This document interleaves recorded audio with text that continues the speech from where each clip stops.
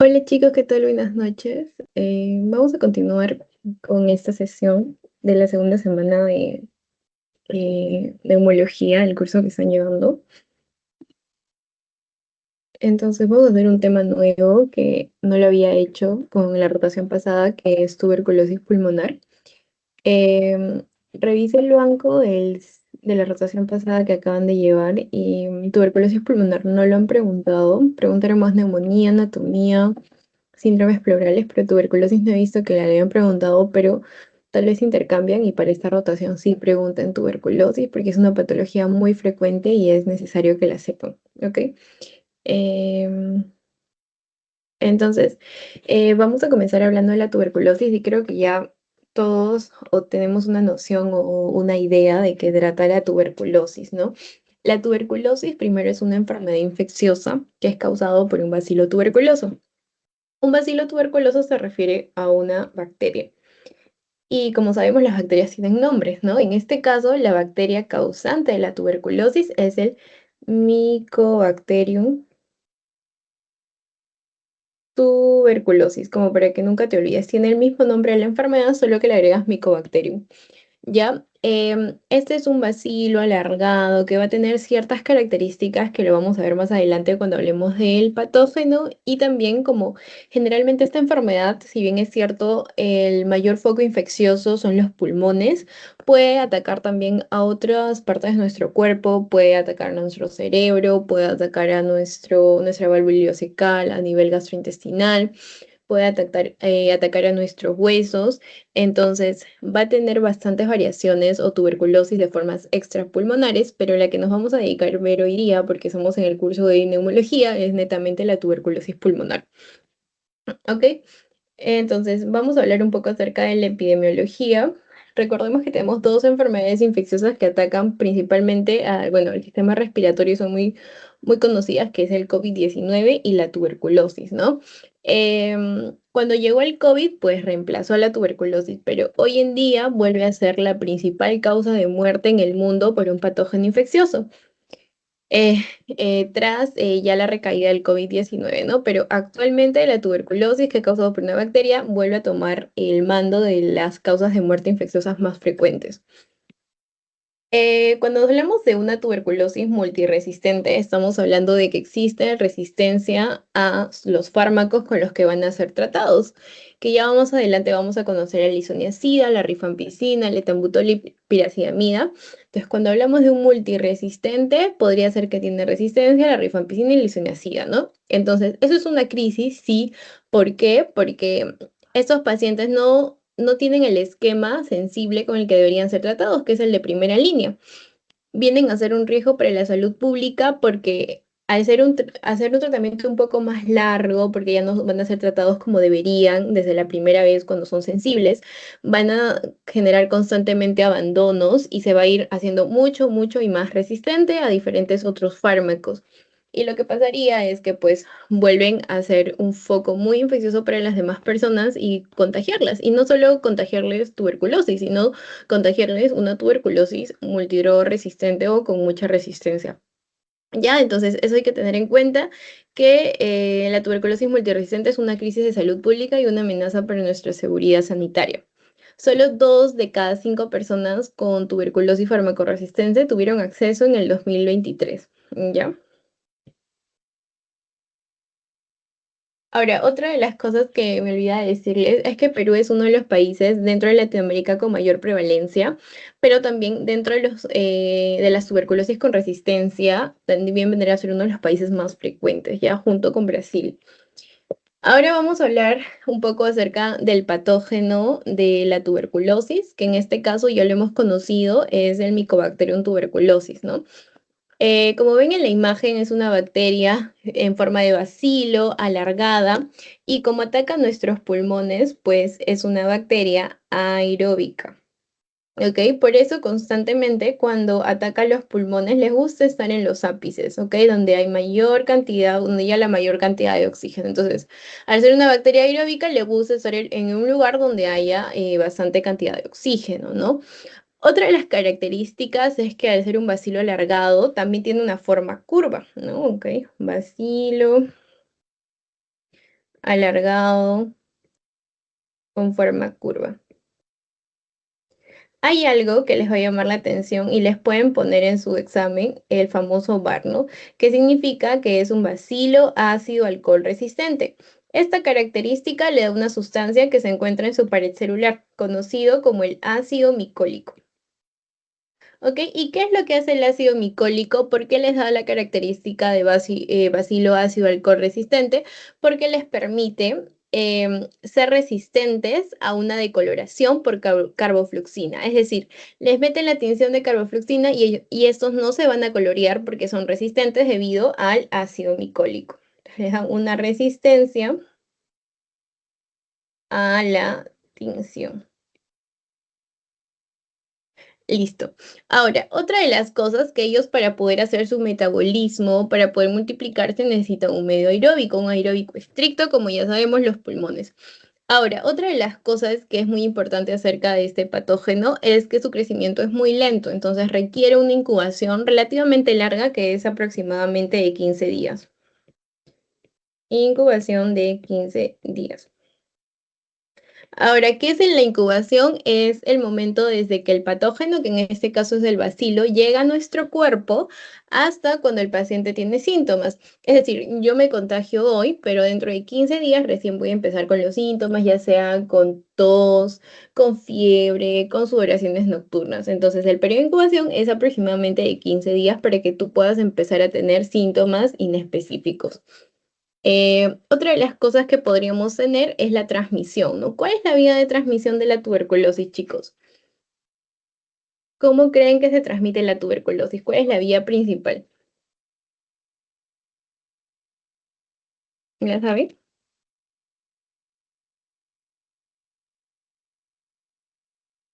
A ver, vamos a recordarlo, ¿ok? La vía de transmisión es una vía aérea, ¿ok? A través de unas gotículas, no sé si saben cómo se llaman, las gotículas de Flush, ¿ok? Entonces, estas van a permitir el ingreso al momento de estornudar, de toser, al momento de hablar, las personas se pueden contagiar, ¿ok? Entonces, recuerden, vía aérea, mediante cuando el paciente tose, estornuda, ¿ok? Habla, la otra persona susceptible se podría contagiar. Ya, esa es la vía de transmisión aérea que sí o sí deberían recordar. Y aquí es lo que les decía, ¿no? Miren, te hablan de una pared celular con ceras y muy ricas en ácido micólico. ¿Y qué era lo que hacía el ácido micólico? Le daba una resistencia y difícil de teñir que se consideraban los bacilos ácido alcohol resistente. ¿Ok? Y esa es la bacteria. Entonces, hasta aquí que podemos hablar sobre la tuberculosis. Es una enfermedad infecciosa causada por una bacteria, el cual es el Mycobacterium tuberculosis.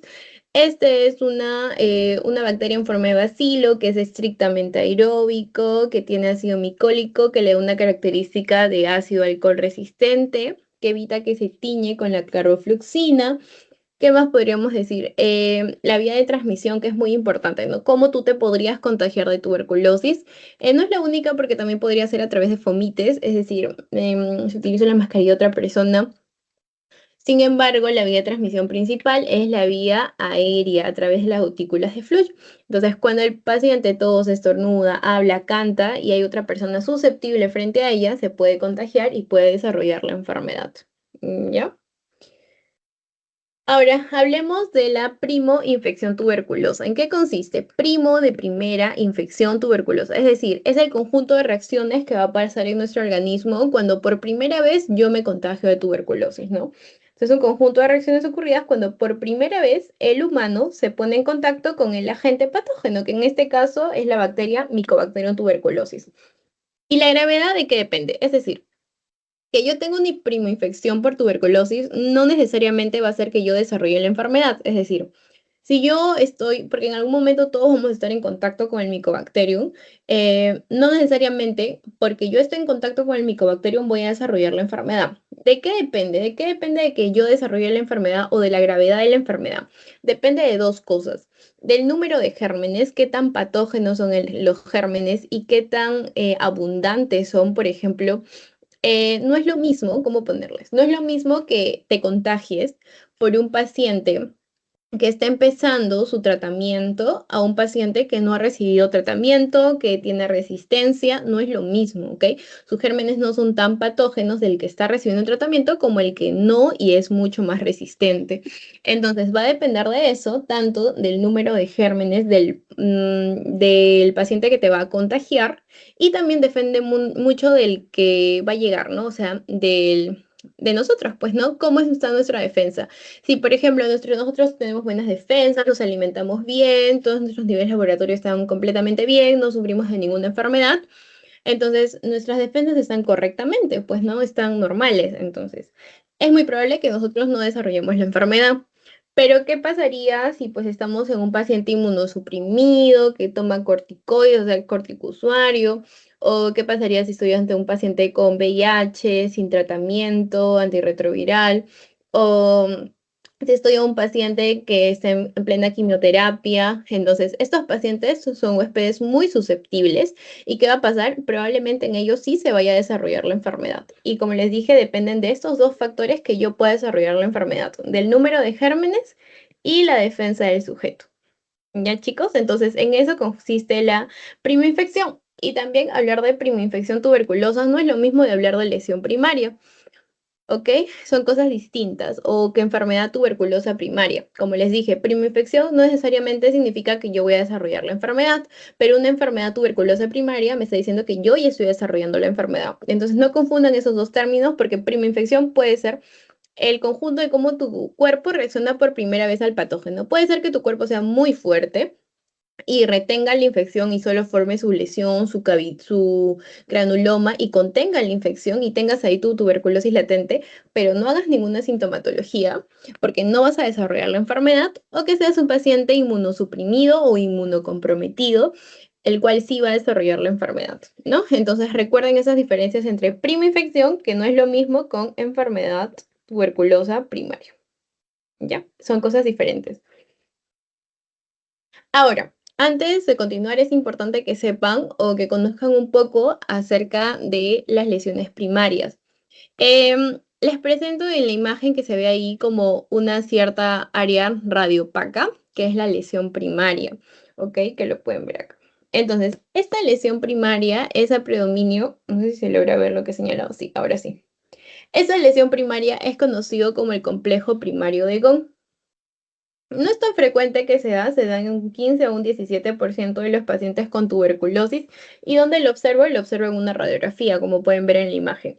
Es una pequeña zona radiopaca, es decir, blanca, y que se va a encontrar justo debajo de la clavícula, porque como les dije, ¿cómo es esta bacteria? Es una bacteria aeróbica, ¿verdad? Entonces va a estar a predominio en los lugares donde hay mayor oxigenación, como lo son los ápices, entonces van a estar en la parte superior, que es justo debajo de la clavícula. Entonces es una pequeña zona radiopaca, se encuentra debajo de la clavícula derecha y o qué es lo que significa un complejo, es una calcificación a nivel de los ganglios linfáticos iliares, ¿ok? Complejo primario es una calcificación de los ganglios.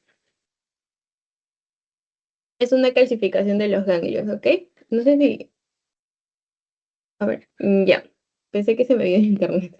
¿Ok? Entonces, eso es básicamente un complejo primario de Brown, ¿no? Es la calcificación de un ganglio linfático iliar. Ahora puedes ver que se encuentran unidos por un trazo lineal de ganglios linfáticos radiopacos, pero como te digo, no es tan común. Lo que sí es común es que los pacientes desarrollen un granuloma, que es lo que vamos a ver a continuación. Ya. Entonces, aquí vamos a hablar de un granuloma. Ok, ¿qué es un granuloma? No sé si alguna vez han escuchado hablar de un granuloma. Cualquier persona podría tener su granuloma y significaría que alguna vez fue infectado con el Mycobacterium tuberculosis, pero logró contener a la enfermedad. ¿Qué pasa? A ver, vamos a ver si acá les puedo hacer un dibujito. Ya, nosotros tenemos, a ver, esta es nuestra persona que lamentablemente debe estar en contacto con una persona que tiene tuberculosis, ¿ya?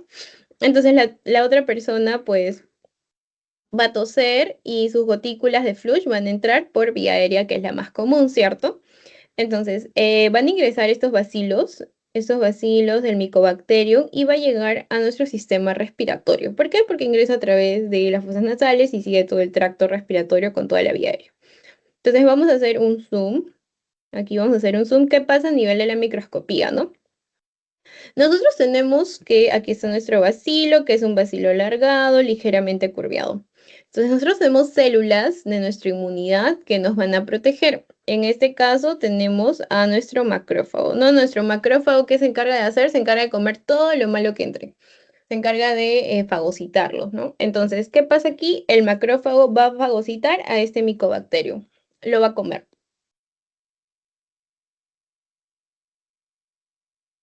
Y como pues no solo entra un bacilo, entran varios, el macrófago no se va a dar abasto y necesita mandar señales para que vengan otras células para que lo puedan ayudar, o sea, otras células de nuestra inmunidad.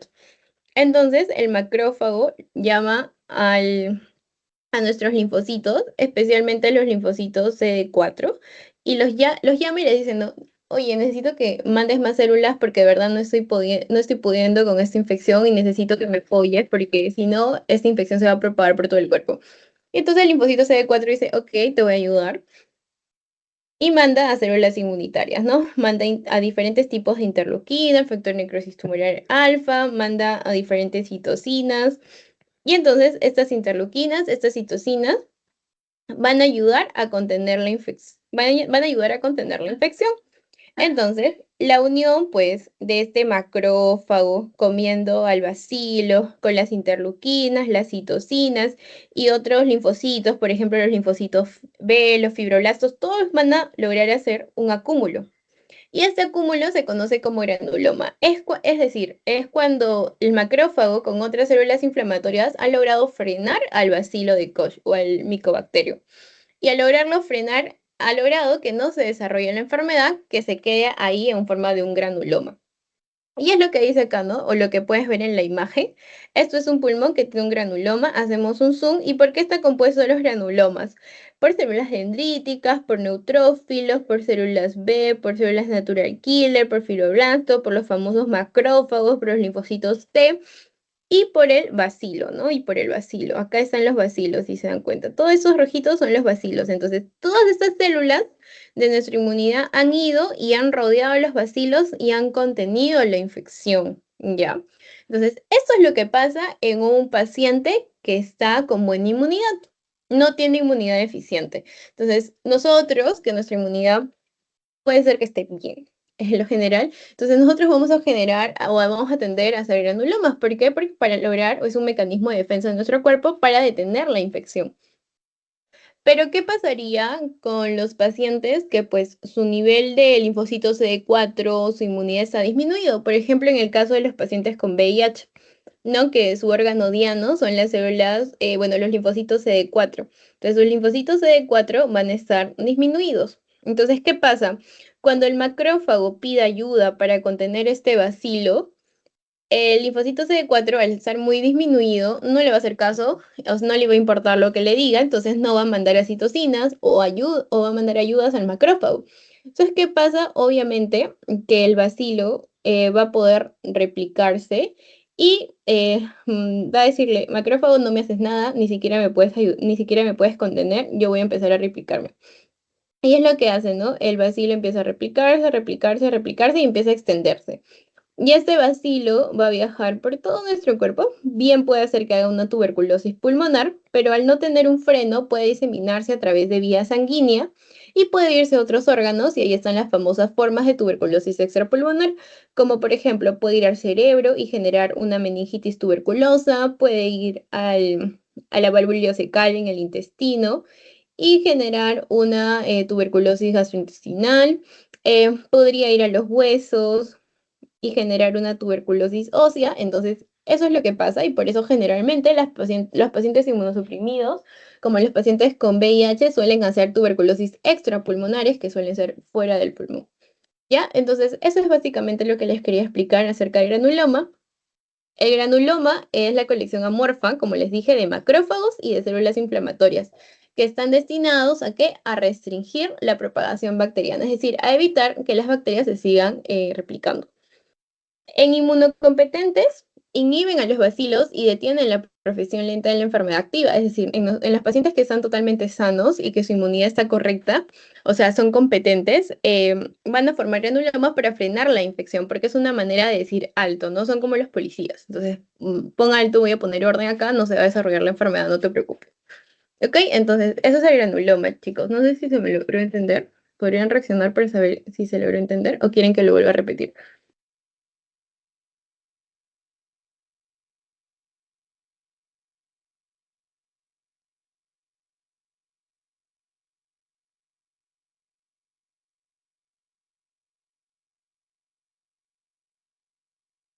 Ya, genial. Entonces, sí se logró entender. Ahora vayamos a hablar un poco acerca de los factores de riesgo, es decir, ¿qué factor de riesgo te puede predisponer a ti de que desarrolles tuberculosis, no? Una de esas cosas, como ya lo hemos hablado, es una patología que es el VIH, la desnutrición, los pacientes en quimioterapia, los pacientes inmunosupresores, o sea, los corticosuarios, los pacientes con diabetes mellitus descompensada, todos estos tipos de pacientes, hasta los pacientes con insuficiencia renal crónica, con tabaquismo, con enfermedades malignas, son más susceptibles a que puedan desarrollar una tuberculosis. Son más susceptibles a que puedan desarrollar una tuberculosis. Ok, chicos, entonces hasta aquí ya saben qué es la tuberculosis, que es una enfermedad infecciosa, cuál es el patógeno, que en este caso es la bacteria, el Mycobacterium tuberculosis, la vía de transmisión, que es la aérea, a través de las gotículas de Flush, o también conocidos como aerosoles. Ya saben diferenciar entre una primoinfección tuberculosa y una enfermedad primaria, que no es lo mismo, ya lo hemos dicho, y las diferentes lesiones que se pueden crear para contener la infección, ¿no? Ya sea un granuloma, ya sea un complejo de Gauss, y los factores de riesgo que nos hacen más susceptibles a poder tener esta enfermedad. ¿Ok? Y ahora hablemos de las manifestaciones clínicas o los síntomas. Uy, el internet. Ya, ¿se me escucha bien, verdad? ¿O no?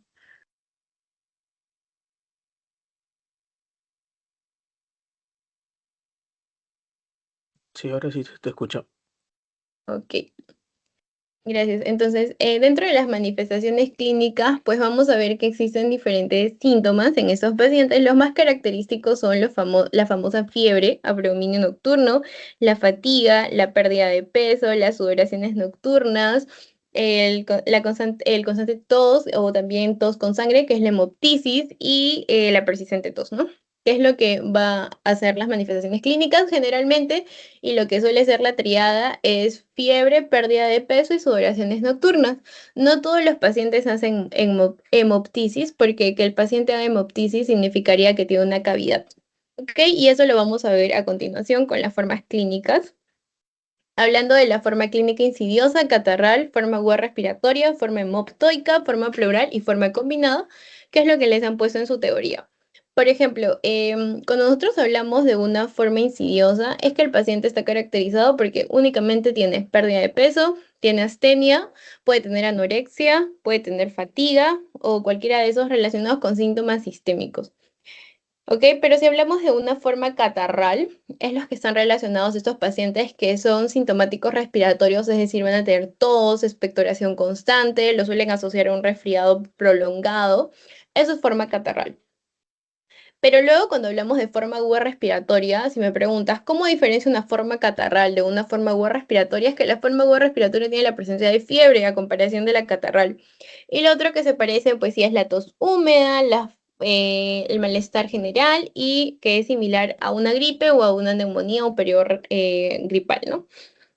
Luego tenemos, como les dije, la forma hemoptoica. La forma hemoptoica es la presencia de hemoptisis, que ustedes ya saben que la hemoptisis es la expectoración con sangre como síntoma distintivo. Entonces, si te dicen que el paciente únicamente presenta hemoptisis, pues es forma hemoptoica. Pero si el paciente tiene ese típico dolor pleurítico, que son como hincadas en las partes laterales, generalmente a la inspiración, o si el paciente tiene inflamación, o si el paciente presenta un derrame pleural y es su forma de debutar la enfermedad, es una forma pleural. Y si, por ejemplo, ¿no? Me dicen en el enunciado que el paciente tiene hemoptisis, el paciente tiene fiebre, el paciente tiene derrame pleural, o sea, me combina varias formas, o sea, me combina la forma aguda respiratoria, me combina la forma hemoptoica, la forma pleural, estamos hablando de una forma combinada, que es la presencia de dos o más formas mencionadas. Dos o más formas de las que acabamos de mencionar. ¿Ok? Entonces, estas son las manifestaciones clínicas, por si les preguntan, es cosa que es una parte que les han puesto, es una parte que les han puesto en su teoría, ¿ok?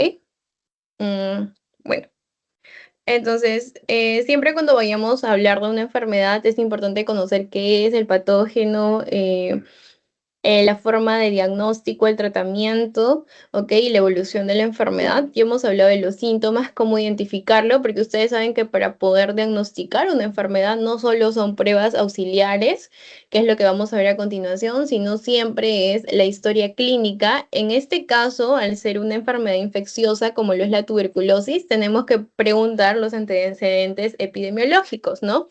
Por ejemplo, ¿qué le preguntarías a un paciente que sospechas de tuberculosis? ¿Qué se le harían preguntarle?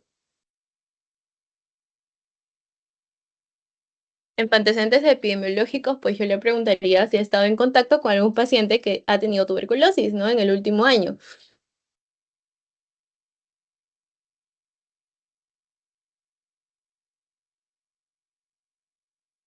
Entonces, le preguntarías eso, ¿verdad? Le preguntarías si está en contacto con algún paciente con tuberculosis o si ha estado en zonas de bastante hacinamiento, en zonas expuestas a tuberculosis, por ejemplo, no sé, autobuses donde donde no han estado ventilados. Entonces, básicamente esos son los antecedentes epidemiológicos. Ya, entonces ya has preguntado historia clínica, ya has visto los síntomas que te van con sudoración nocturna, con fiebre, básicamente con eso, ahora vayamos a pedir tus exámenes auxiliares, ¿no? El PPE no se suele pedir para el diagnóstico cuando el paciente viene con toda la clínica. Se suele utilizar más el PPE como una prueba de prevención a tuberculosis, se podría decir, o lo que nos piden a nosotros antes de ir al hospital, ¿no? Un PPE para ver si es que podríamos tener tuberculosis. Entonces, el PPE consiste en una inyección subcutánea y luego se mide en los milímetros de la induración, o sea, luego de colocar la sustancia vía subcutánea, vamos a medir la induración. Entonces, hay ciertos milímetros que tenemos que tener en cuenta.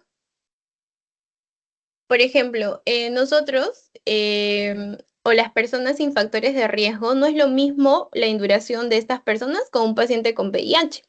El paciente con VIH, la induración va a ser menor. Por ejemplo, en los pacientes con VIH, en los trasplantados de órganos, en los inmunosuprimidos, se va a considerar positivo desde que la induración sea mayor o igual a 5 milímetros. Pero, por ejemplo, en los pacientes, trabajadores de salud o estudiantes de salud que estén en constante ida al hospital, las personas que viven en zona de alta incidencia con tuberculosis, los niños menores de 5 años, a ellos recién se va a empezar a interpretar como positivo, siempre y cuando la induración sea mayor o igual a 10 milímetros.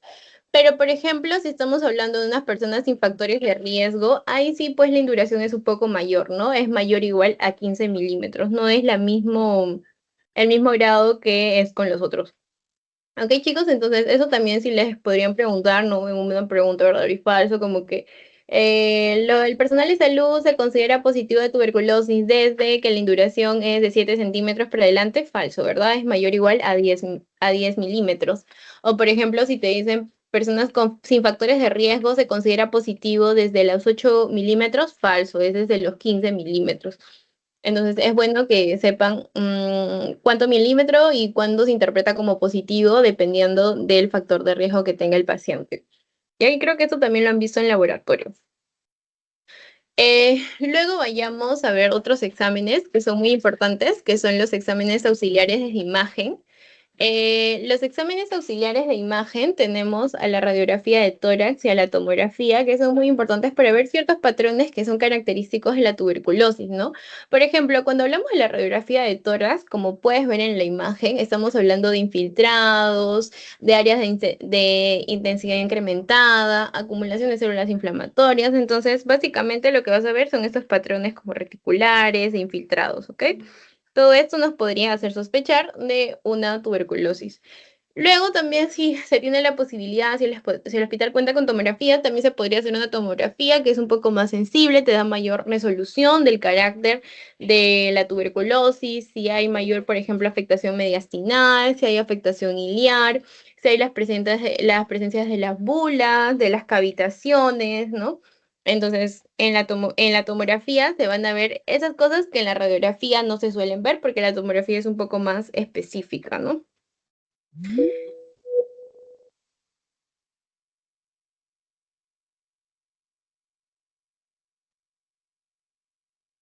¿Ok? Entonces, luego vamos a pasar con las pruebas microbiológicas, porque ya, o sea, si bien es cierto, tú sospechas del examen, tú sospechas de la patología, que en este caso es la tuberculosis, y pues le pides hacer tus exámenes auxiliares, que en este caso son exámenes de imágenes, ¿no? Como la radiografía y tomografía, y te siguen confirmando tu diagnóstico, pero hasta que no te salga un cultivo positivo, pues si bien es cierto, puedes ir tratando al paciente, pero es necesario que se te confirme la enfermedad aislando el patógeno, ¿no? Que en este caso es el bacilo.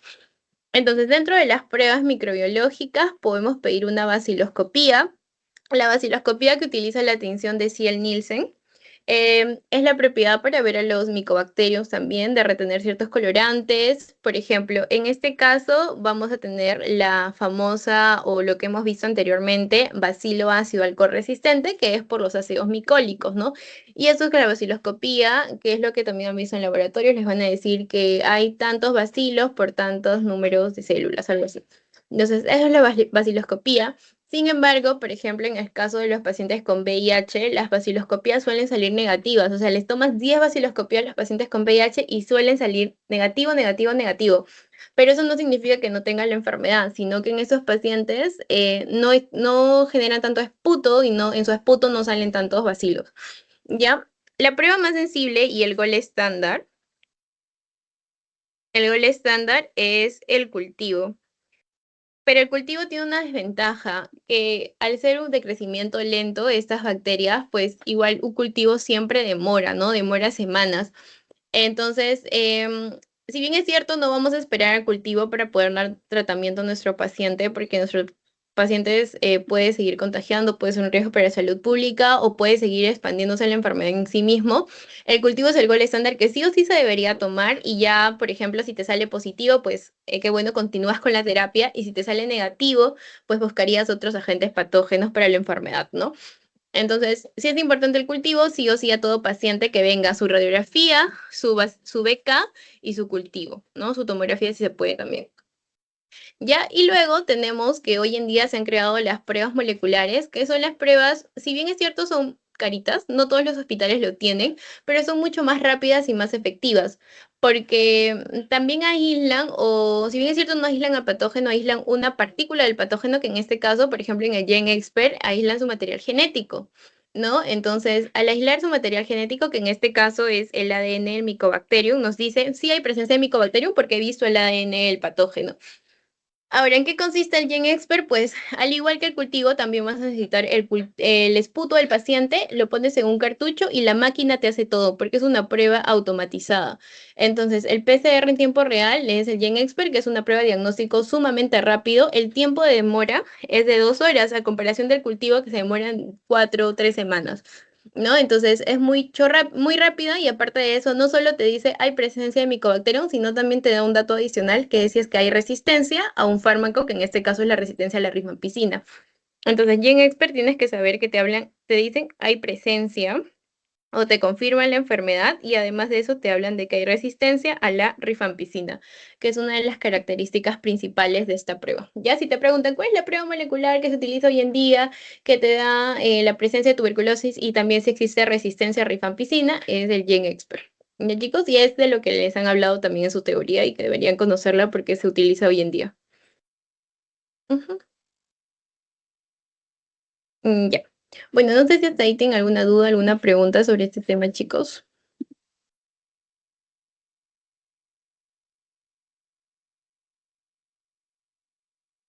No, todo quedó claro, pueden reaccionar si gustan.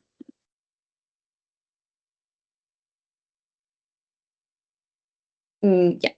Bueno, al parecer sí ha quedado todo claro. Vayamos o continuemos hablando de los tratamientos, que en este caso es simple. Al principio es un poco complicado porque son varios fármacos.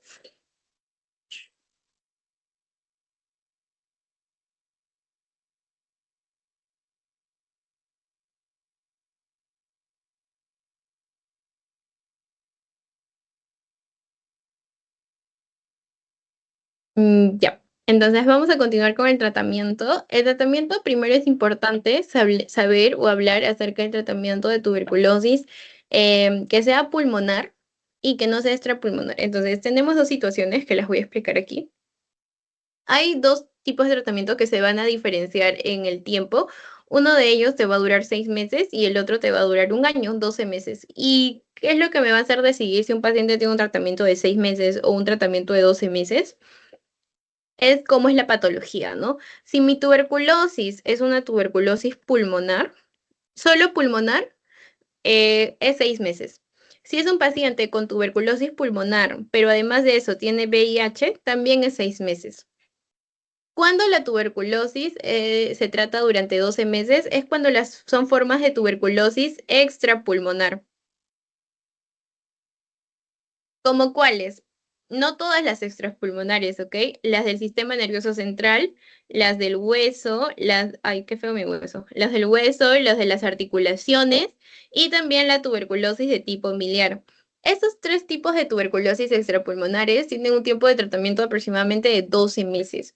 En cambio, si solo es tuberculosis pulmonar o tuberculosis con VIH, son 6 meses. Pero también las otras formas de tuberculosis extrapulmonar que no estén aquí. O sea, puede ser una tuberculosis renal, ¿no? Porque aquí no está incluida. O puede ser una tuberculosis, no sé, del sistema gastrointestinal, ¿no? De la válvula ileocecal. Entonces, siempre y cuando la tuberculosis extrapulmonar no sea del sistema nervioso central, no sea del hueso, no sea miliar o no sea de las articulaciones. Eso es la diferencia en las cuales lo pueden tener en cuenta. Y básicamente el esquema es lo mismo para ambos, lo único que los diferencias es el tiempo es el tiempo de duración del tratamiento, ¿no? Por ejemplo, ambos van a ser vía oral diarias, que ya las van a conocer a continuación. Entonces, tenemos en el caso de la tuberculosis pulmonar, que es el tratamiento sensible, o tuberculosis extrapulmonar, a excepción de las que acabamos de ver, vamos a utilizar, ¿cuál es la línea? Isoniazida, rifampicina, piracidamida, y etambutol, ¿ok? Esto de acá. Bueno, piracidamida lo suelen escribir en las abreviaturas así. Isoniazida, rifampicina, piracidamida y etambutol. ¿Ok? Las dosis van a ser diarias. Y la primera fase, porque son dos fases. Ok, aquí voy a borrar esto de acá para poder hacerlo bonito. Ya. Entonces, esta es la primera fase. La primera fase va a ser isoniazida, rifampicina, piracidamida y etambutol todos los días durante 2 meses. Y la segunda fase solo van a ser con dos fármacos, con isoniazida y con rifampicina durante 4 meses. ¿Ok? Aquí van a ser 50 dosis y aquí 150 dosis. En total, el paciente va a tomar 200 pastillas diarias. O sea, diarias una, claro, ¿no?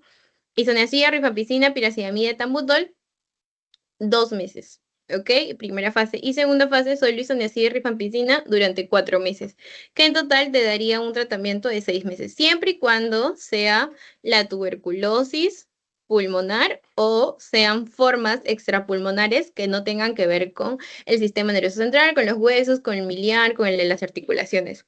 Si fuera el de 12 meses, ¿cómo sería? Primera fase, lo mismo, es la misma de la de acá. Isoniazida, rifampicina, piracidamida, etambutol durante 2 meses. Y la segunda fase es isoniazida, rifampicina, pero ya no sería durante 4 meses, sino sería durante 10 meses, que en total te daría un valor de 12 meses. ¿Ok? 12 meses. Entonces, esta es la diferencia entre la tuberculosis extrapulmonar de ciertos órganos con la tuberculosis pulmonar y la tuberculosis extrapulmonar de renal, intestinal, que no tengan que ver con las otras, que son las formas más severas. ¿Ok? Entonces, eso es lo que tienen que tener en cuenta porque por si les preguntan, porque creo que sí he visto que les preguntan bastante acerca de tratamiento, entonces es importante que lo sepan. Ya chicos, a ver, otra de las cosas importantes, recuerden que ese tratamiento o este esquema que hemos estado viendo, el de 6 meses, es tanto para pacientes que tengan VIH o no tengan VIH, ya sean adultos, ya sean niños o ya sean nuevos o antes tratados. También, siempre y cuando no tengan resistencia, porque si los pacientes tienen resistencia a rifampicina o tienen resistencia a isoniazida, piracidamida, el tratamiento va a cambiar y se van a utilizar otros fármacos, ¿ya? Bueno, eso sería por esa parte. Y luego vayamos a hablar un poco acerca de las resistencias, que les hablo un montón de resistencia, pero es necesario que sepan. Por ejemplo, cuando una tuberculosis es pansensible, significa que es sensible a todos los fármacos. O sea, ellos pueden tener su primera línea de tratamiento que es isoniazida, rifampicina, etambutol y piracetamida. ¿Por qué? Porque son sensibles. Pansensible, eso significa pan todo y sensible a todos los fármacos. Pero ¿qué pasaría si estamos hablando de una tuberculosis MDR? ¿Qué significa una tuberculosis MDR? Es una tuberculosis multidrogo resistente. Multidrogo resistente. ¿En qué consiste? En que existe una resistencia a rifampicina y a isoniazida. ¿Ok? Siempre deben estar los dos juntos, siempre debe incluir ambos medicamentos. Si te dicen paciente de 20 años con tratamiento en tuberculosis, tiene resistencia a rifampicina. Únicamente, ¿significaría que es multidrogo resistente? Resistente, no, porque tienen que tener a ambos juntos. Tiene que ser resistente a rifampicina y a isoniazida para hablar de un multidrogo resistente. Si solo te dice resistencia a rifampicina, es eso, pues no es un paciente con resistencia a la rifampicina o a una monoresistencia, o sea, de un solo fármaco. Pero si te involucra estos dos fármacos, sí o sí estamos hablando de multidrogo resistente. ¿Ya? Luego tenemos otro concepto que es el extensamente resistente, que es conocido como el XDR o extensamente resistente. ¿En qué consiste? Pues aquí, como su mismo nombre lo dice, es extensamente resistente y va a involucrar a otros fármacos. Entonces, si bien es cierto, va a tener una resistencia multidrogo resistente, es decir, a isoniazida y a rifampicina, también puede tener una resistencia a cualquier fluoroquinolona. ¿Y cuáles son esas fluoroquinolonas? El levofloxacino o el moxifloxacino. Y también, aparte de tener multidrogo resistente a cualquier fluoroquinolona, debe tener por lo menos a uno del grupo A. Es decir, a un fármaco de resistencia del grupo A, como lo son la bedaquilina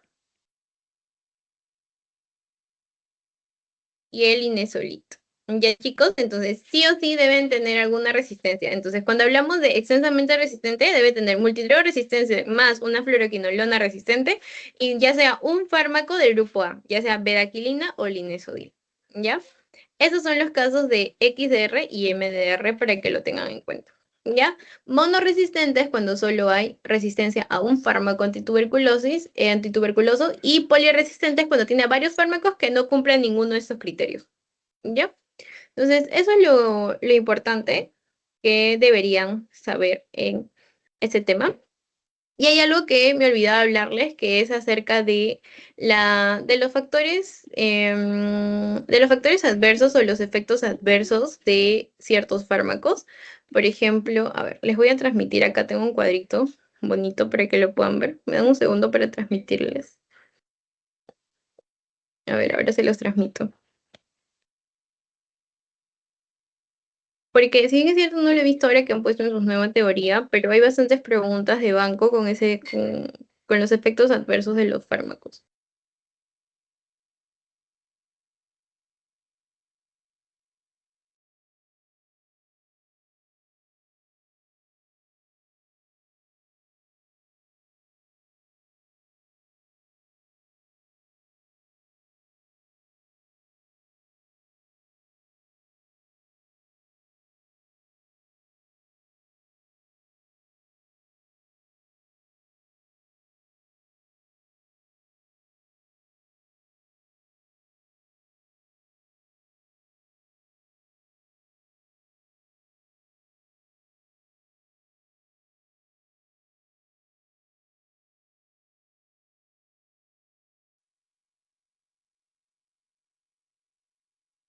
Ya, listo. Esta era la parte que les quería mostrar. No lo he visto que lo han puesto, pero son los efectos adversos de los fármacos, porque como ustedes saben, todo fármaco tiene efecto adverso. En este caso vamos a hablar de la primera línea, que son los cuatro que hemos visto. Por ejemplo, en el caso de la isoniazida, vemos que incrementan las transaminasas, es decir, son bastante hepatotóxicos. Pueden generar hepatitis, neuropatía periférica. Otros son la rifampicina. La rifampicina también incrementa las transaminasas y hay una elevación de bilirrubina. Luego tenemos las piracidamidas y el etambutol. Este siempre es pregunta de examen. El etambutol, ¿qué es lo que genera? Neuritis periférica, o algunos le ponen como neuritis retrovulvar. Acá está. Neuritis retrovulvar, neuritis periférica y reacciones cutáneas, hasta que pueden generar ceguera, es el etambutol. Siempre recuerden, etambutol es el que más genera lesión a el ojo. La piracidamida sí son reacciones cutáneas. La rifampicina y isoniazida son muy hepatotóxicos. La isoniazida netamente incremento de transaminasas, pero la rifan también va a tener incremento de las bilirrubinas. ¿No? Y acá es también alguno de los que les digo: isoniazida, incremento de transaminasas, hepatitis. Y rifampicina, incremento de transaminasas, pero también incrementa las bilirrubinas. La piracidamida también puede generar hepatitis, poliartralgias e hiperuricemia, y el etambutol una neuritis retrovulvar. ¿Ok? Bueno, es básicamente esos fármacos que deberían conocer, porque es lo que suelen a veces preguntarles en las preguntas como las que vamos a ver a continuación.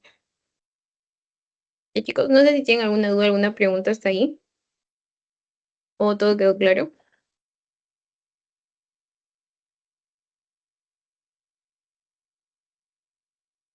Bueno, al parecer sí. Vamos a continuar con las preguntas.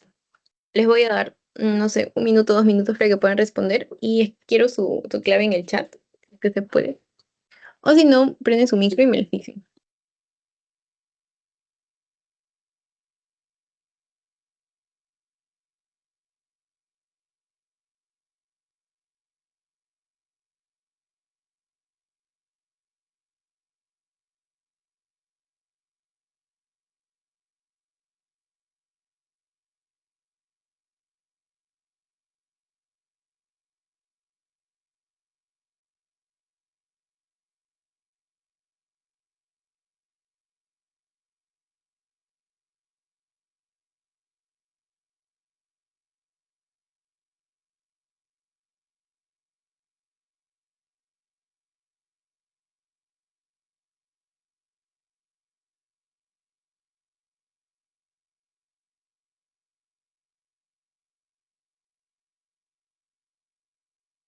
Etambutol. Ajá, muy bien. Muy bien, Brian, ¿no? Dicen: paciente varón de 22 años en tratamiento con tuberculosis sensible, pero con esquema modificado por, o sea, eso significa alergias al isoniazida. Recibe rifampicina, levofloxacino, etambutol y piracidamida. O sea, te dice que tiene rifan, levofloxacino, etambutol y tiene piracidamida. Cursa con escotomas y disminución de la visión, alteración de la percepción de colores, y el fármaco responsable es, como les dije, ¿cuál es el único fármaco que ataca la visión? Es el etambutol. Es muy lesivo en esa zona. ¿Ok? Entonces, si no les ponen eso, les van a poner neuritis retrovulvar, que es un término que utilizan bastante también para las preguntas. Muy bien. A ver, igual les voy a dar otros 2 minutos para que puedan resolver esta pregunta.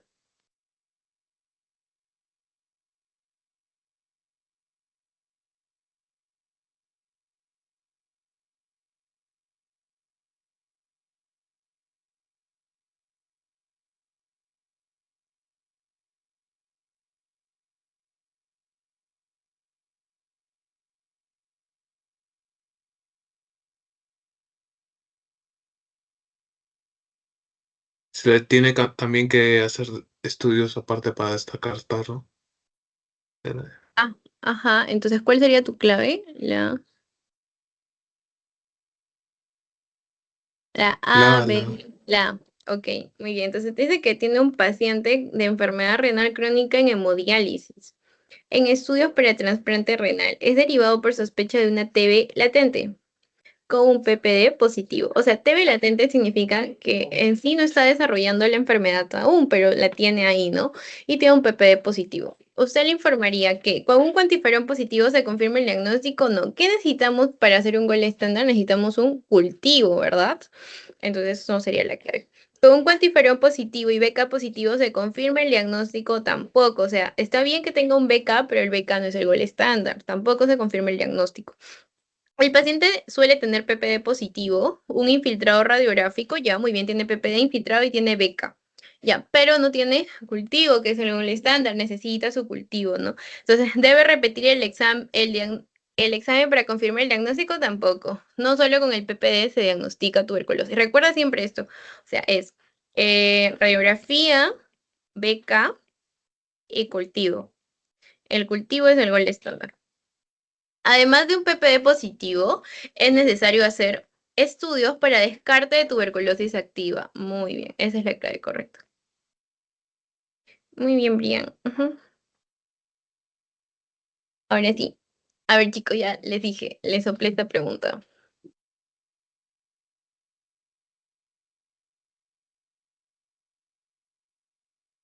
Cultivo.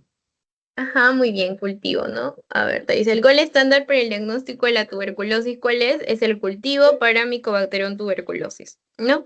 El GeneXpert y Genotype son pruebas moleculares, la radiografía es una prueba imagenológica y la vaciloscopía también es una prueba microbiológica.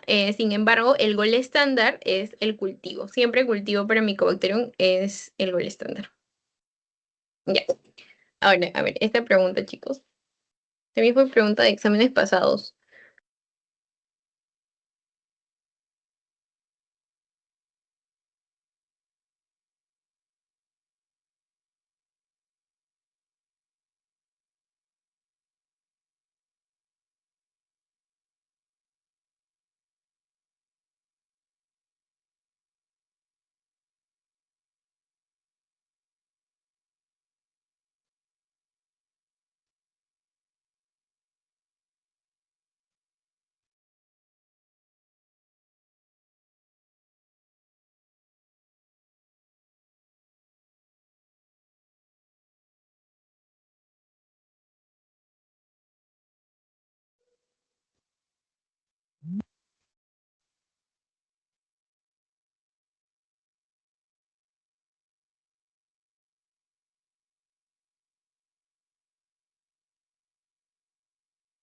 ¿Estamos expuestos? Ajá, muy bien. O sea, la clave C, ¿verdad? Sí. Ya, muy bien, sí, esa es la clave, porque te dice, usted como estudiante de medicina y futuro interno en la carrera de medicina, respecto a la tuberculosis, consideraría que si no realiza actividades en zonas de neumología, el riesgo es nulo o falso, ¿verdad? Porque en cualquier zona lo puedes encontrar, en pediatría, medicina interna o hasta en la propia calle. Entonces, eso es falso totalmente. ¿No tiene riesgo de enfermedad? Claro que sí, porque constantemente estás con los pacientes, relacionándolos, haciendo la historia clínica, hablando con ellos, haciendo procedimientos, entonces obviamente que sí vas a tener el factor de riesgo de poder contagiarte de tuberculosis. Si fuera adulto mayor, tendría riesgo. Obviamente que ser adulto mayor es una persona más susceptible, pero no son únicamente ellos los que van a poder contraer tuberculosis, no todos, desde los más jóvenes hasta niños. Dependerá de su estado de vacunación del BCG. Todos los peruanos nos hemos vacunado contra el BCG. Entonces, no depende solo de la vacuna, ¿no? Porque no significa que por tener la vacuna nunca te va a dar tuberculosis. No. Y como tú dijiste muy bien, está expuesta a tuberculosis pulmonar resistente porque por lo general vienen a consulta, a tratarse, no llegan en un estado fatal y pues es tuberculosis pulmonar resistente. Ya, muy bien. Y miren, es similar esa pregunta y la pusieron en el mismo examen.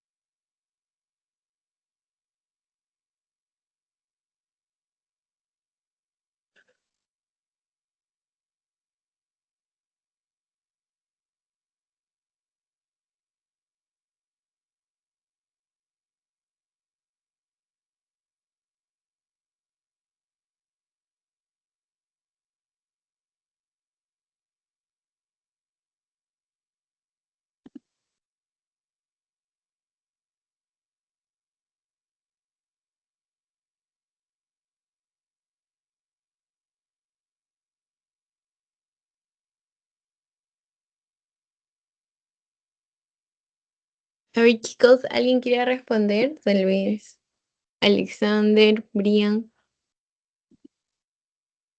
A ver, dime, Alexander.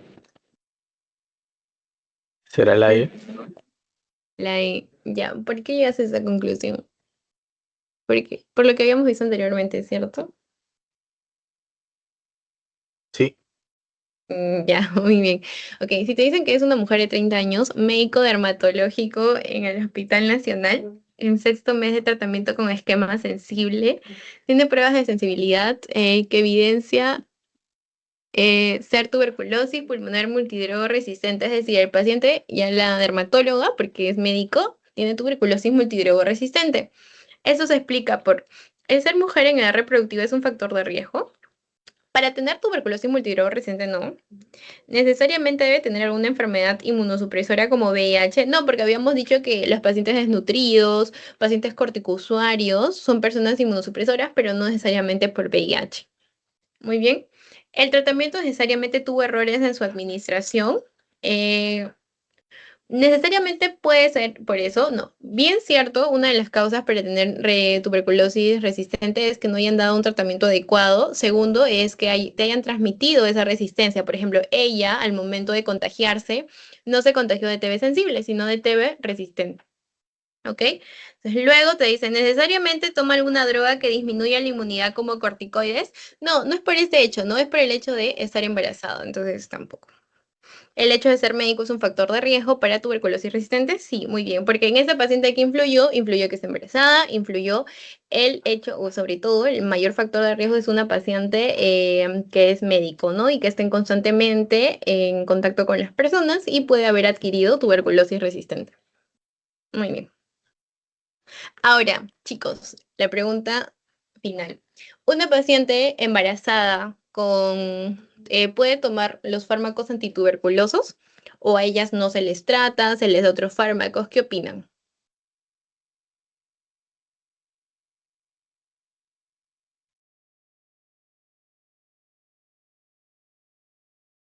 ¿Qué opinan? ¿Ustedes creen que las pacientes embarazadas pueden recibir tratamiento antituberculoso o no? A ver, ¿algún voluntario para finalizar ya la clase, chicos? Justo con esta pregunta.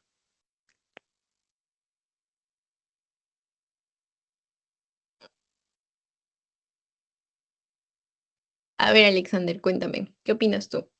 ¿O qué Que sí, crees? sí, sí, sí se le puede dar los fármacos antituberculosos.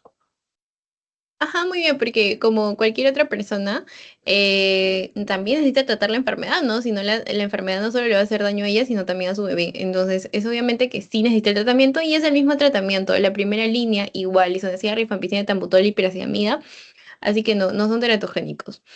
Justo cuando estaba rotando infectología, había un caso de una paciente con tuberculosis y embarazada, y sí, les daban el mismo tratamiento, y ella también tenía su duda que si su bebé iba a salir mal por los fármacos, y no, no es así. Así que toda paciente embarazada, así como cualquier adulto mayor, cualquier persona, excepto de que sea resistente, o sea, tenga una resistencia a uno de esos fármacos, necesita la primera línea, ¿no? Que es isoniazida, rifampicina, etambutol y piracidamida. ¿Ya, chicos, tienen alguna duda, pregunta o todo quedó claro? ¿Mm? ¿Qué opinan, chicos? Si quieren, pueden reaccionar para saber que me han entendido. Ok, gracias, Brian. O Brian, no sé cómo se dirá, pero es Brian.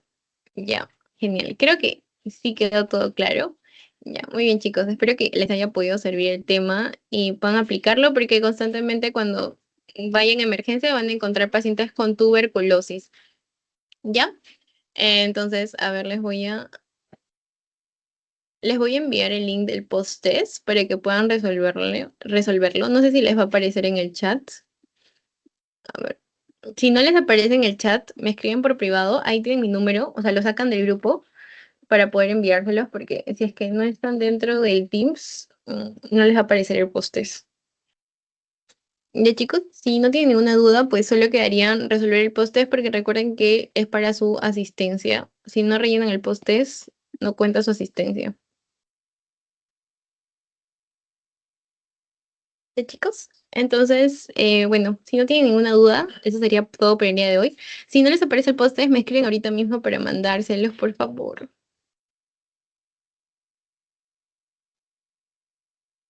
Ya, chicos. Bueno, eso sería todo por el día de hoy. Ya nos vemos la próxima semana para continuar con la tercera semana y ver alguno de los temas, porque recuerdan que tenemos los otros temas que he visto con la primera rotación, por ejemplo, cáncer pulmonar, EPOC, no, EPOC. Lo pueden ver en YouTube, en el canal de Asesorías por Pares, para que también puedan repasar esos temas. Y ahorita estamos haciendo temas que no hemos hecho antes. Ya, chicos, bueno, eso sería todo por el día de hoy. Cuídense mucho, mucha suerte esta semana. No, no ha salido. ¿No te salió? Entonces, ¿me podrías escribir para mandártelo? Ahí, porque no lo puedo mandar por el grupo, sino todos los van a llenar. Y solo es para los que han asistido. Justo ahí en APP Semiología, ahí sale mi número. El último mensaje es mío. ¿Me escribes ese número? Ya, ahí está. Justo me acaba de llegar tu mensaje. Mm. Ya te envié el post. ¿Te llegó?